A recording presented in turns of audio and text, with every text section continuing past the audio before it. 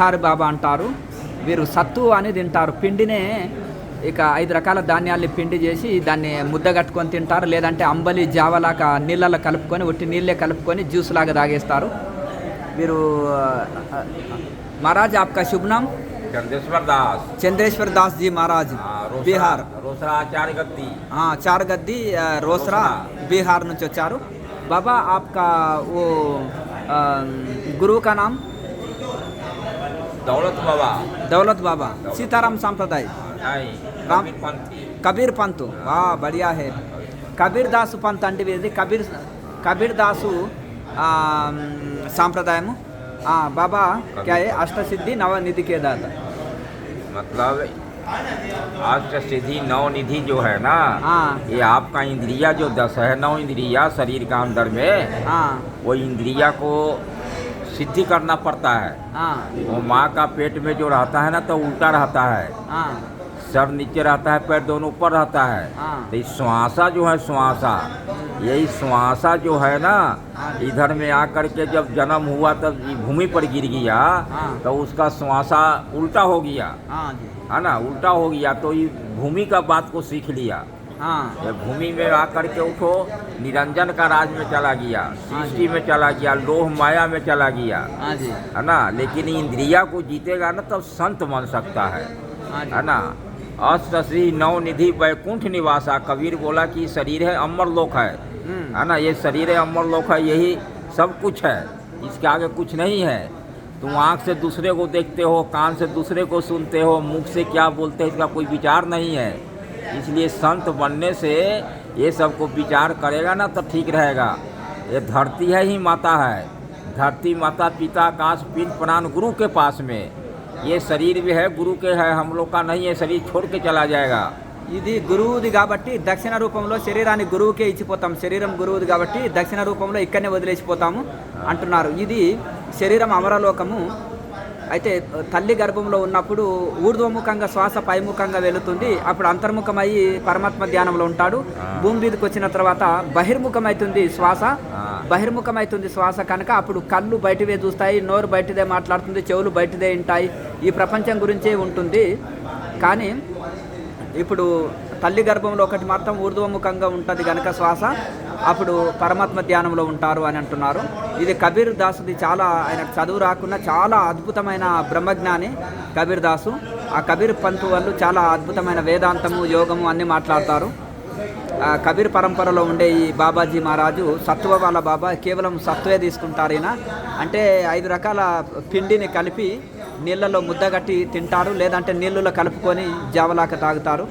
మంచి ఆచరణ ఉంది వీడిది. బిహారీ బాబా. बाबा जी और बोलेगा वो ये शरीर अमरलोक है.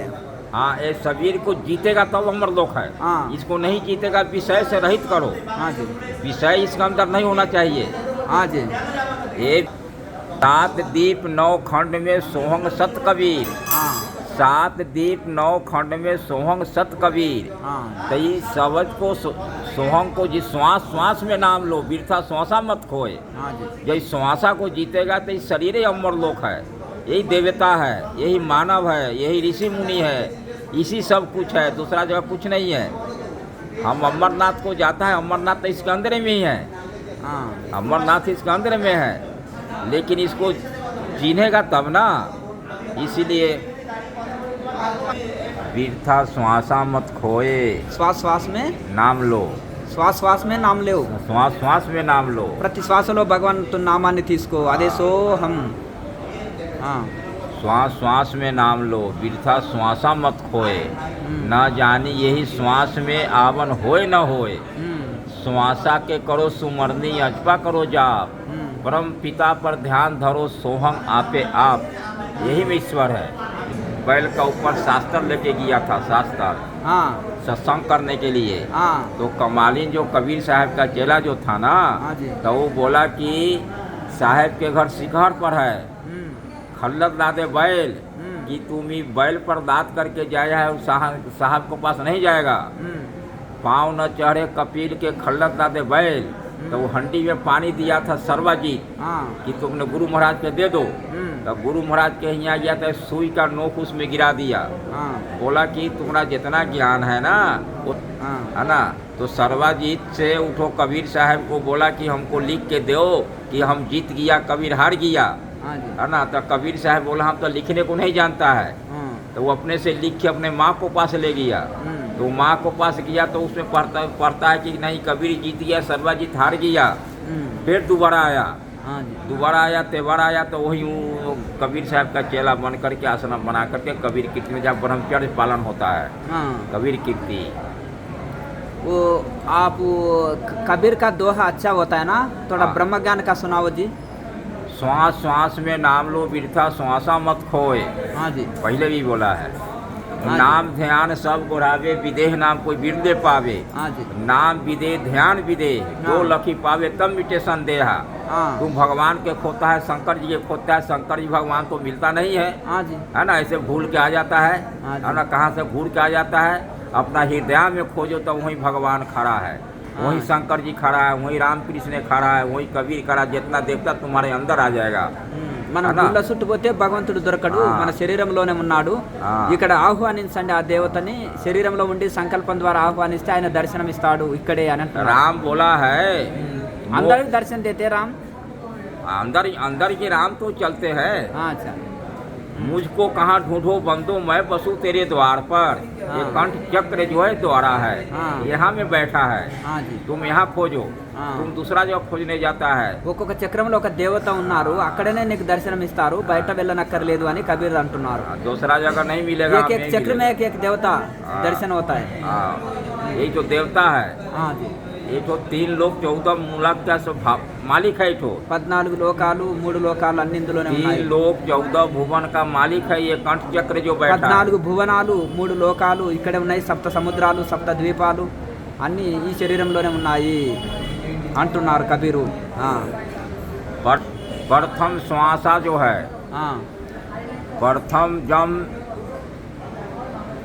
भुअल भारी, दूसरा जम चितभंगा, कल्पी कल्पी ब्याह पे अंगा, तेसर जम लाज सने ही लाज काज बरनो नहीं दे ही, चौथम जम कुल परिवारा घेरी घेरी लावे जम के द्वारा, पांचम जम प्रेम उदासी जाने न भेद लगावे गल फांसी, छठम जम छल बल भारी दुग्धा दे तन के उजारी, सातम जम सूरत बल जोरी सूरत दे करे चित भोरी, आठम जम आलस लावे आलस दे जीव सतावे, नौमम जम नयन प्रभाषा लोह मोह तिसना करे आशा, दसम जम दसो दिशा धावे ज्ञान बुद्धि निकट नहीं आवे, 11वां जिम्भ है जिह्वा इंद्री खट्टा मीठा करे सवादा, ब्रह्म जम बसे ब्रह्मंडा 7 दिक पहुए नौखंडा, 13वां जम त्रिकुटी पर धावे परबे था नहीं पावे, 14वां जम के जाल बसत मुनि और सेत, तब चित चेतो धर्मिनी शब्द के करो उपदेश, तब साधु बन सकता है। इतना चीज को जीत लेगा ना तब महात्मा साधु बनेगा, भ्रमण कर सकता है।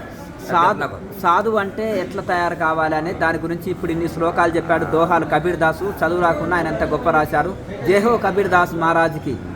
महाराज इसका अर्थ क्या है कि बच्चा में जन्म लेता है तो छोटा रहता है, भोंग होता है, उसको जहाँ उठा के ले जाएगा वहाँ जाएगा, है ना। दूसरा में जब थोड़ा उम्र होता है तो वो रोता है कामता है, दूध पीने के लिए दूध पिलाता है ना। चौथा में थोड़ा बहुत इधर उधर 3-4-5 साल का हो जाता है, इधर घूरता है ना, किसी के साथ खेलता है ना, प्रेम करता है, दोस्ती करता है, लड़ाई झगड़ा करता है, फिर छूट जाता है। फिर छठा जम में छल बल करता है, झूठ साँच बोलता है। 8वां 7वां है सुरती से किसी के साथ प्यार करता है, मोहब्बत करता है ना, फिर छूट जाता है, फिर झगड़ा होता है, फिर दिल में तकलीफ होता है, मन में तकलीफ होता है। 8वां जम है, 8वां में आलस आता है, सोने को दिल करता है, खाने को दिल करता है, उसको मन में हर किस्म का वाद विवाद आता है। 8वां में 9वां जम नयन पर है, नयन से अच्छा खराब देखता है। అయితే మొదలు పుట్టినప్పుడు పిల్లవాడిని స్వయంగా పనులు చేసుకోలేడు, మనమే ఇక్కడ అక్కడ అతన్ని లేపి కూర్చోబెడతాం, అది పడుకోబెడతాం. తర్వాత కొంచెం పెద్దగా అయిన తర్వాత పాలు తాగడానికి ఇష్టపడతాడు. తర్వాత కొద్దిగా ఇదైన తర్వాత అతనికి కొంచెము నడవగలుగుతాడు. అలా శరీరము ఎట్లా తయారవుతుంది మానవుని శరీరము. ఇక కొంచెము పెద్ద వయసు వచ్చినాక అంటే స్నేహం అంటే అందరితోటి ఫ్రెండ్షిప్ చేస్తారు. తర్వాత ఇంకా పెద్దగా అయినప్పుడు ఇంకా అలాగే రకరకాలుగా ఇంకా మనిషి బహిర్ముఖమయ్యి ప్రపంచంలో నానా కార్యాల్లోకి వెళ్తుంటారు. ఇప్పుడు మానవ జన్మ ఇన్ని రకాలుగా ఉంటుంది అని చెప్తున్నారు. बोलेगा 9 को बोला है और बाकी है नयन नवम जम जो है ना नयन पर है सा वो जब रास्ता में चलता है तो घर में जितना भी सुंदर चीज़ है लेकिन इसको देखे उधर मन आपको चला जाएगा. 9వ ఏట కన్ను నయనం అంటే నవ్వు సాల్ అంటే 9 కదా. 9 సాల్లో నయనాలు అంటే కళ్ళు. అంటే 9 ఏళ్లలో కండ్ల మీదనే దృష్టి ఉంటుంది, ఏది చూస్తే అదే కావాలంటాడు అని అంటున్నారు. दसम जम दसो दिशा धावे ज्ञान बुद्धि निकट नहीं आवे. दसम जम जो है उसको बंद करके रखा है. 11वां जम जिह्वा इंद्री है. जिह्वा इंद्री जो खट्टा मीठा स्वाद जो होता है वो भी इंद्रिया है, वो भी विषय है. ब्रह्म जम बसे ब्रह्मंडा 7 दीप पहुए नौखंडा.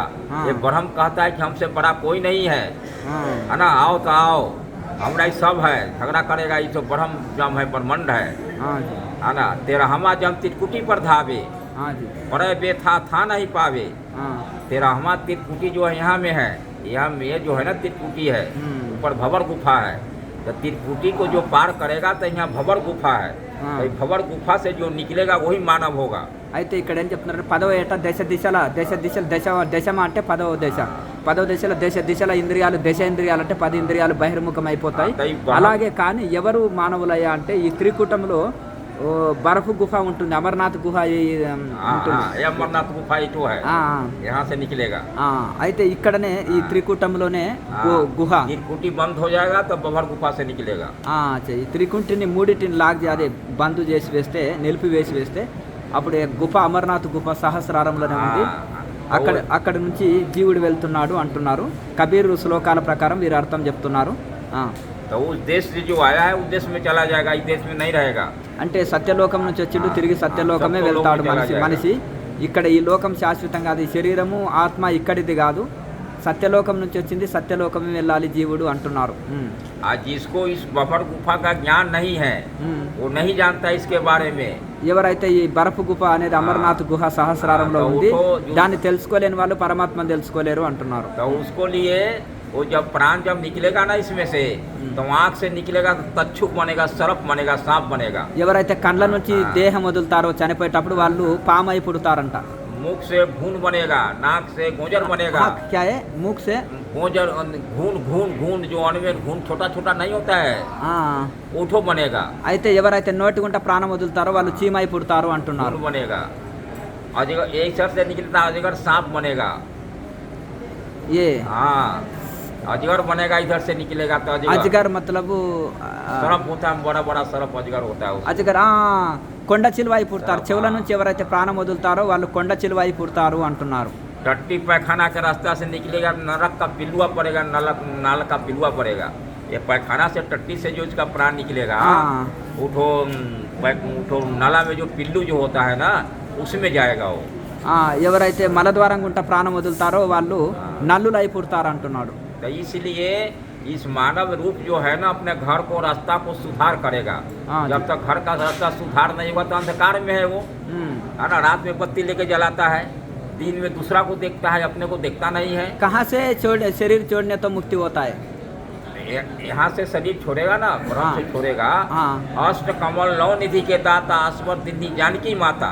अष्ट सिद्धि नव निधि के दाता असवर दिन जानकी माता. हनुमान जी में लिखे है, तुलसी साहब, कबीर साहब लिखे हैं कि अष्ट कमल नव निधि वैकुंठ निवासा. शरीरे अमर लोक है, शरीरे में सब कुछ है, इसी में देवता है, मानव है, सब कुछ इसमें है. ये शरीर का विषय के जीतो, ये विषय में आकर जन्म लिया, विषय में पड़ गया है. तुम्हारा औरत भी नहीं है, तुम्हारा बच्चा भी नहीं है, तुम्हारा धन संपत्ति भी नहीं है, कुछ नहीं यहाँ में, तुम्हारा शरीर भी नहीं है. ये सब झूठा है सब. ఈ శరీరము, సంసారము, ఈ ప్రపంచం అంతా అబద్ధము, అసత్యము అంటున్నారు. అలాగే ఈ అష్ట కమలాలు నవకమల్, अष्टकमल नवनिधि. नव शरीर है ना, 8 कमल है. అంటే ఈ శరీరంలో నవద్వారాలు నవనిధులు, నవద్వారాలనే నవనిధులు అంటున్నారు. అష్ట సిద్ధులునేమో అష్ట కమలాలు అంటున్నారు. అంటే अष्टकमल हृदय चक्र है, जहाँ से भोग विलास करता है उसको अष्टकमल कहता है. अष्टकमल है. वही तो रास्ता है. आने जाने का रास्ता उठो है। అంటే ఓహో ఆ లింగ స్థానాన్ని ఆ. అష్టకమలం అంటున్నారు. అక్కడ ఏంటిదంటే उसको ఉత్పత్తి చేస్తుంది, జనాలని ఉత్పత్తి చేస్తుంది కాబట్టి దాన్ని అష్టకమలము. నవనిధులు నవరంధ్ర. उसको जीत लेगा वही मानव बनेगा। जैसे शंकर जी हुआ, रामकृष्ण हुआ, सीता हुआ, माता हुआ, उस अष्ट कमल को जीता है। అష్టకమలాన్ని ఎవరు బహిర్ముఖం చేస్తారో వాళ్ళు సంతానోత్పత్తి కలిగిస్తారు. ప్రతి దేవీ దేవతలు అక్కడి నుంచే పుట్టారు. ఎవరైతే ఆ యొక్క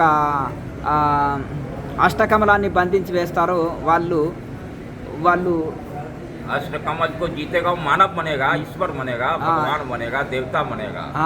ఓహో అంటే సంపూర్ణ మానవుడు దేవతగా మారిపోతాడు అష్టకమలాన్ని బంధించి వేస్తే. अष्ट कमल जो है ना, जिससे भोग विलास करता है ना, భోగ విలాస్ उसे अष्ट कमल है। ఎవరైతే ఏదో तब जागा होगा। అయితే అష్టకమలం అంటే ఇక్కడ లింగస్థానము. ఆ లింగస్థానంతో సకల భోగాలు జరుగుతాయి కనుక దాన్ని బంద్ చేసిన వారు పరమాత్మ స్వరూపంగా మారుతారు అంటున్నారు. नौलखिया मन हो काहे न भजेला सतगुरु के नाम। अब नौलखिया मन हो काहे न भजेला सतगुरु के नाम। गुरु दर्शन को चाहिए दर्पण माजत रहिए। आओ गुरु दर्शन को चाहिए दर्पण माजत रहिए। आरे दर्पण बीच लागे काई दर्शन कहमा से पाई। अब नौलखिया मन हो काहे न भजेला सतगुरु के नाम। आओ पार उतरना चाहिए केवट से मिल रहिए। जब उतर पड़े भव पारा तब छूट जई है संसारा। अब नौलखिया मन हो काहे न भजेला सतगुरु के नाम। देखा देखा साहेब इनकर करनी, इनका अंत में है कतरनी। कतरनी के दाग न छूटे जम लूटी लूटी कूटे। अब नौलखिया मन हो काहे न भजेला सतगुरु के नाम। जब उतर पड़े भव पारा तब छूट जई है संसारा। आहो जब छूट जई है संसारा। जब गढ़ बीच बाजत बधाई लोग तमाशा को जाई। जब गढ़ बीच होए सवेरा तब हंसा अकेला जाई। अब नौलखिया मन हो काहे न भजेला सतगुरु के नाम। बोलिए सतगुरुदेव स्वामी की जय। जय हो। यहाँ में जितना धन संपत्ति वाला जो है ना, उसको कतरनी है, लोभ है, इसलिए छोड़ के नहीं जाता है इसको। आज सबको छोड़ देगा वही फकीर है, वही उस देश में अभी साथ चला जाएगा। అయితే ఇక్కడ ఉండే సకల సంపదల్ని వదలనికి ఎవరు ఇష్టపడరు. అసలు భగవంతుడు అవతారం తీసుకున్నా కానీ మోహంలో పడిపోయి ఇది నాది అనుకుంటాడు. ఎవరికి ఇవ్వనికి ఇష్టపడడు. ఇక్కడ వదిలిపెట్టిపోనికి కూడా ఇష్టపడడు. ఆయన శరీరము వదులుతుంటే కూడా చాలా దుఃఖకరంగా ఏడుస్తూ వదిలిపెట్టిపోతాడు బలవంతంగా. కానీ అతను వదిలిపెట్టాడు. భగవంతుడు ప్రకృతి యమధర్మరాజే వదిలిస్తాడు. అందుకనే లోపం అనేది వస్తుంది. జన్మ తీసుకున్నప్పుడు సంపద చూసినప్పుడు లోపం పెరుగుతుంది. అందుకనే కోటీశ్వరులు పిసినారులు ఉంటారు ఎక్కువ మంది. అందరు ఉండరు కాదు, కొంతమంది మంచి మంచి కార్యాలకు చేసే వాళ్ళు ఉంటారు. కానీ అంత ఈజీగా అది లోపము మరి అంత ఇది చేసేస్తుంది. భార్య బిడ్డల కోసం, సంసారం కోసం ఆ లోపం లేని అంత సంపాదించరు. అది వదలడానికి ఎవరికి అంత ఇష్టము ఉండదు. అది ఒక మహాభయంకరమైన లోపము, అది ఒక పిసినారితనము అనేది మనకు ధనం అనేది ఆ విధంగా తయారు చేస్తుంది అని కబీర్ దాస్ చెప్తున్నారు. देखो हरिश्चंद्र राजा हुआ, उसको विश्वामित्र जी जितना भी जांच किया, लेकिन हरिश्चंद्र राज को छोड़ दिया। काशी में जा कर के वो बिक्री हो गया, अब फिर भी जा कर के राज उसी का हुआ। చూడండి అదే विश्वामित्र जी हार गया। हरिश्चंद्र रामचंद्र जी के साथ में रावण लड़ा। रावण के दादा पुरुष मुनि पंडित भारी, जीव काट के मांस खंता राक्षस के अधिकारी, बड़ा बन के करवे हो पंडित जी पुजारी, है ना। तो रामचंद्र जी के साथ में रावण लड़के वो भी हार गया। सुदामा कृष्ण जी के साथ में छल बल किया, वो भी हार गया। आज भी ब्राह्मण का राज है, लेकिन उनको ब्राह्मण कोई लज्जित नहीं है। लड़ाई है, झगड़ा है, कोर्ट है, कचहरी है, थाना है, पुलिस है, सभी ब्राह्मण का राज है, भ्रम का राज है। हम लोग को सत्य के राज में झगड़ा नहीं है।